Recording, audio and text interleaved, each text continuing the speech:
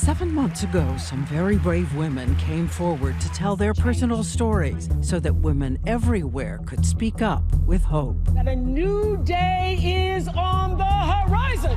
So our question, what will it take to make sure this moment matters for all working women all across the country? The housekeepers, waitresses, workers in small towns as well as big cities. So many of them afraid of losing their jobs. Can you hear me? Hello? We heard from every part of the country. I was dreading going into work. Under my dress. I don't want to lose this job. On the front lines, the servers. He would follow me around the restaurant. There are 2.5 million waitresses and waiters across this country tonight, and a majority of them work for a wage less than $3.26 an hour.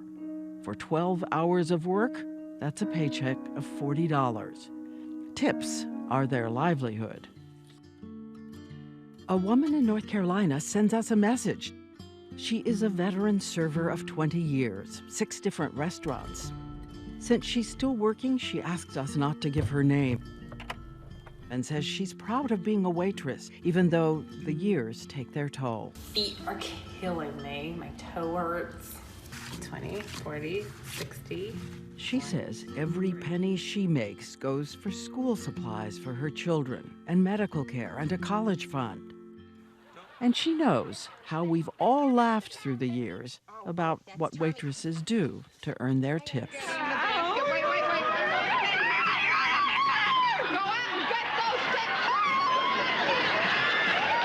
Oh, wow. You think she thinks I have a beautiful face, or is she just saying that? Well, they do work on tips.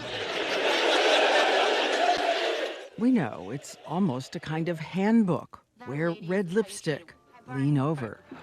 But it's one thing to laugh, another to live it.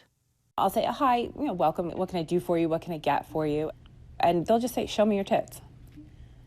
Would you walk into an office and say that to somebody? And because you need the money, you try to smile through comments she say came every week over 20 years. I had one guy say to me, I could watch you walk away all night. Your wife and children are sitting right next to you.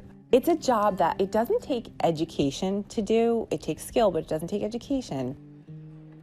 So I think people perceive us as we're dumb, and we'll take it because we can't do anything else. And it's not just smiling at customers who pay you. It's also trying to make sure you please the manager, because the manager controls which servers get the best section in the room, the ones we all want. Near the windows, more customers, more tips. And by the way, across this country, a huge percentage of chefs and managers are male. I was told that I would not get a good section if I did not give my manager. And in the restaurant business, if you don't have a good section, you don't make money. A lot of women that work in this business are young, single moms. They don't have any self-esteem. And these managers, they can spot that the second they walk in the door. And they just prey on them. You're almost legal. Are you ready for this? Being dramatic. Oh, you smell so good. He would go over that and take you from behind. You should really try to smile. Remember, for 1/3 of Americans, 52 million people, restaurants were our first job, teaching us our value in the workplace. It was a lot tanner back then and skinnier. Madison was only 16 years old when she started working at an IHOP franchise in Illinois. What kind of 16-year-old were you? Private school, all girls. She was a hostess at the register, smiling at customers, while she says this is what 2 of the managers, 2 men, were doing. They would come up behind me and they would just rub up against me. They're so confident, that no one was ever gonna say anything. She says one of them asked her to run a personal errand with him before the shift started. The teenage girl got in the car. What happened? He parked the car and he just unbuckled his belt and unzipped his pants, and he just pulled out his penis, and it was already erect. It was already, like, he was, I don't know, it was just ready. And then he grabbed the back of my head and pushed my head down, and I he just kept pushing my head up and down. And he said, well, it's not worth it if you're not enjoying it. So then I got out of the car and I went into work. Afterwards, she says, the franchise owner and those 2 managers warned the young girl she should say nothing, not only to protect her job, but to protect their families. She continued to work there for 1 more year. I feel so naive for even going in the car to begin with. And I think I blamed myself for a long time. As we talked, I thought I could hear a sound from the next room. Will you come out? It was her mother, sobbing.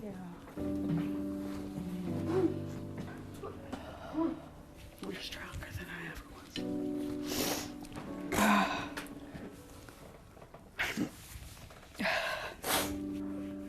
Madison says only after she left that restaurant did she learn there were 10 other women who'd been working right there in the same franchise and had their stories too.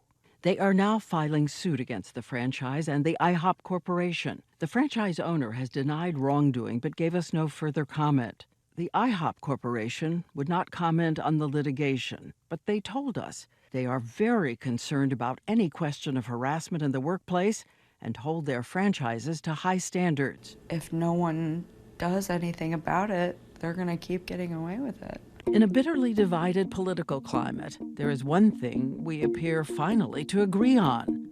83% of people think sexual harassment at work is a real problem, including men. We need to have respect for everybody. The men at Bo's Diner in Missouri also worry that maybe a lot of men are getting fired too fast. It should come out, but you should also be proven before you get fired. One diner says he's just worried that the risk of lawsuits and harassment claims will actually undermine jobs for women and small businesses. He says, say you have a job opening, you hire a woman. If something happens down the road with one of my other employees toward the lady, I may be out $50,000 or $100,000 in pain. And if I hire the man, I'm not. So does that make the lady now have to be overly qualified for a job that she gets? And there's another sobering survey. 71% of us think that the movement will not make it better for women in the workplace. So who is going to change the world for all the restaurant workers just trying to earn a living with dignity? We received some ideas, some big, some small. A couple of bartenders in New Orleans started something called Shift Change, asking that everyone intervene for servers. You're not alone in this. Customers are the people who have the power. So I think it starts with just treating the people serving you with respect. Guys say really crazy stuff. Oh, you're a guy, you're a bartender, locker room talk, whatever. And it's like, no, absolutely not. We also talked to an advocate, the head of the largest organization for restaurant worker rights, who says, remember what a tip can mean for a life. When you're a woman earning $2, $3, or $4, your wage is so low, it goes entirely to taxes. You're living completely off your tips. The customer's always right, because the customer pays your bills, not your employer. At a restaurant in New York, I talked with some servers. Simone says every dollar she receives will go to support her child, pay for housing, and make a dent in her student loan. So you're living entirely on tips. Right. And as her shift begins in New York, that veteran server in North Carolina is heading to her job. She says she always takes a minute or two to think about the young workers and their high hopes. I just have that little talk with myself that it's going to be a good shift. I'm going to go in, I'm going to have a positive attitude. Women all over the country hoping change will come, and come to their workplaces too. Hi everyone, George Stephanopoulos here. Thanks for checking out the ABC News YouTube channel. If you'd like to get more videos, show highlights, and watch live event coverage, click on the right over here to subscribe to our channel, and don't forget to download the ABC News app for breaking news alerts. Thanks for watching.